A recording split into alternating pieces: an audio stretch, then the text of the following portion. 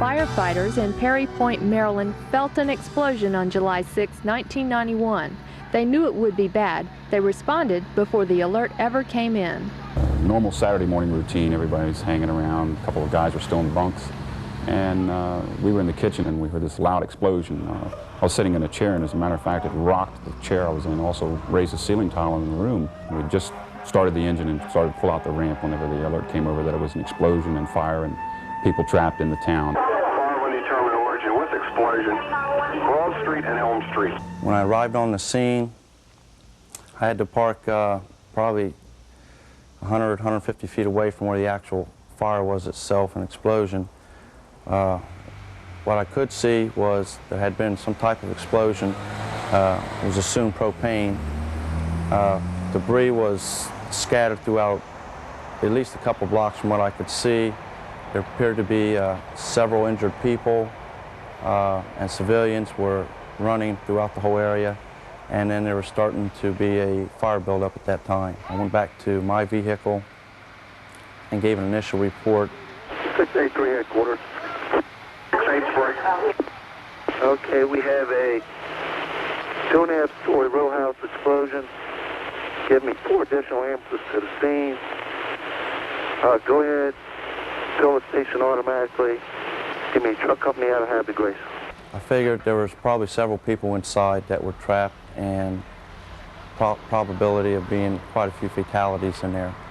The initial response that we were concerned about was evacuating and helping any injured personnel in surrounding buildings or in that area. From there was no actual fire suppression.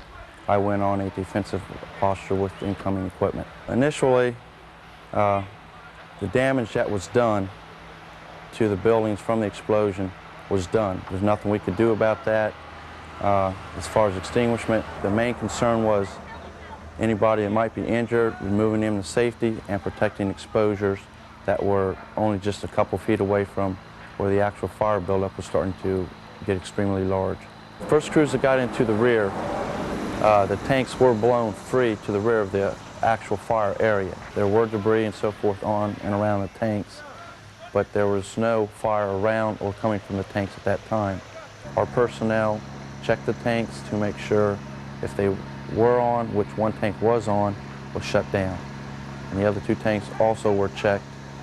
However, they were already turned off. So from there on out, from those tanks, there was no more problem.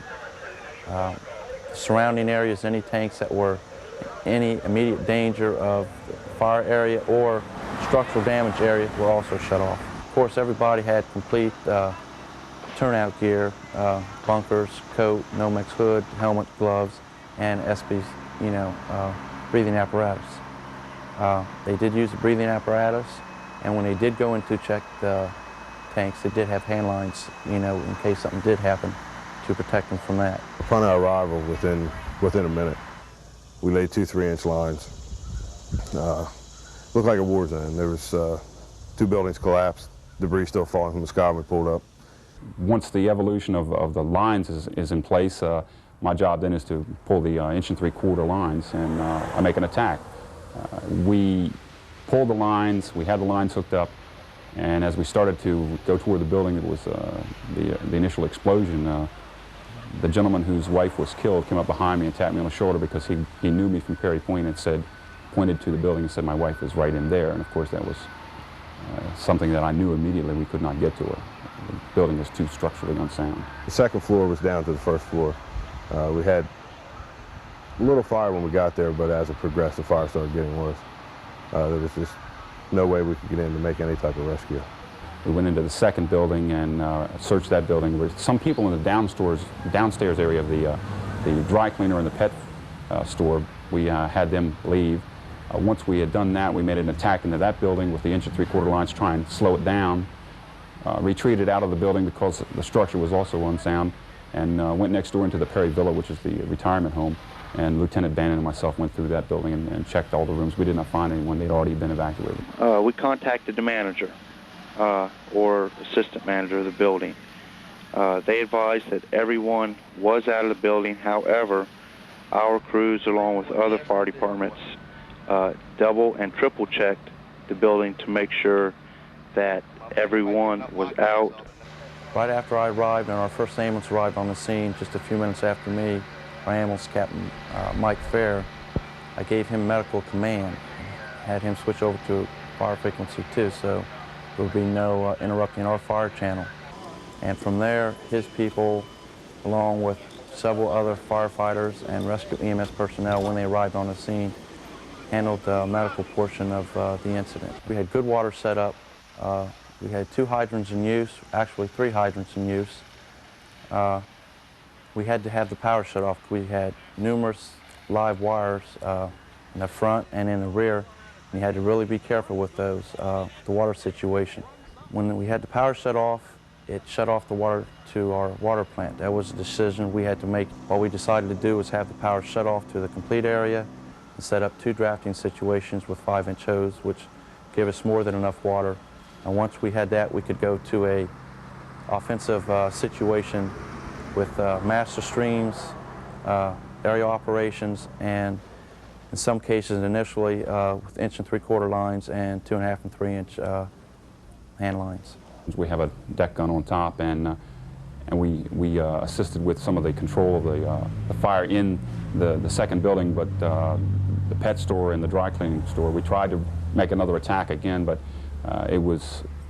we were beaten back because we couldn't get to the top of the staircase. That's where the fire was going over our heads. We just couldn't keep it in check. It was getting too hot. It was going to flash on us, so we backed away.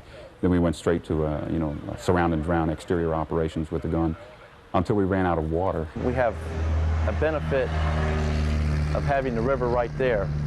So as a backup situation, and years ago before we had real good water systems, training was done real heavy on drafting. That way if you didn't have any hydrant pressure, just not within town, but outside of town where you could use ponds, drafting was used as training for additional water. You need to have, to really be safe, at least a 1,000 gallon per minute pumper.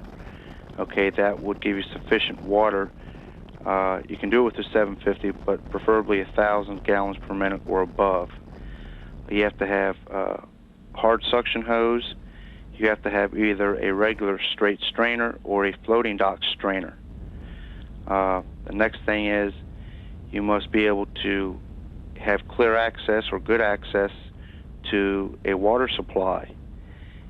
In some cases, depending on where you're at, if it's a pond and you have good access, you don't have to worry about a high or a low tide. The explosion forced a lot of debris and half of the apartments that were still standing almost up on top of the church or next to the church. And even though the church itself, a lot of the wall was granite block, it had blown the windows and several other debris up through the ceiling and so forth, and ignited some debris that was in the church. We were going to use elevated master streams to protect exposures on the church, and also being we have 2 deluge guns in the tower, the other one will be directed at the base of the fire. It's been so hot that algae and per se seaweed buildup from the river slowed up some of the drafting situations initially. They had to wade out into the water and remove seaweed and debris several times. Sometimes it's hard. You can't really pick a spot. You got to pick a spot where you can get to the water to set up a draft.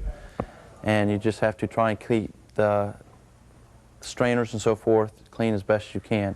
You have a indirect or a direct strainer that goes down into the water itself, below the water, and then you have what they call a floating dock strainer, which sits on top of the water and keeps it from more or less setting, sometimes setting on the bottom and picking up debris from the bottom.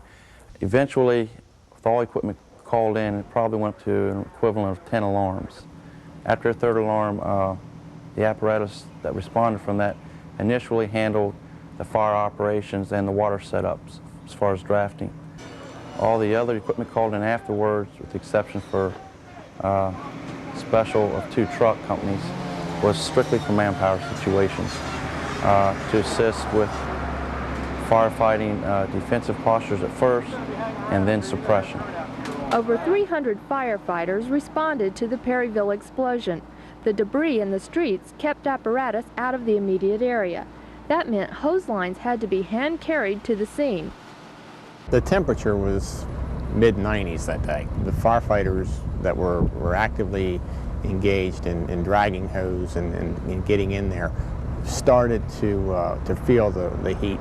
And after, I guess, the initial 45 minutes to an hour, we really started to notice that a lot of the firefighters were showing signs of heat exhaustion. What we did was, in 15-minute increments, we'd work a crew, take them out, send them to a rehab center to get refreshments, get cooled down, and get approximately half an hour's rest. Then we'd bring in another crew. As soon as they were removed, bring in another crew, approximately 10 to 15 personnel, and that was an ongoing thing for probably 8 hours or so. Even with so many personnel on the scene, Gardner says accountability was not a problem. At any one time, we probably had from 100 to 125 personnel on the scene. The engine crew commanders or officers of that company or that engine that responded, they mainly were the main track of their own personnel. And then it worked up a ladder to a sector commander and to the incident commander.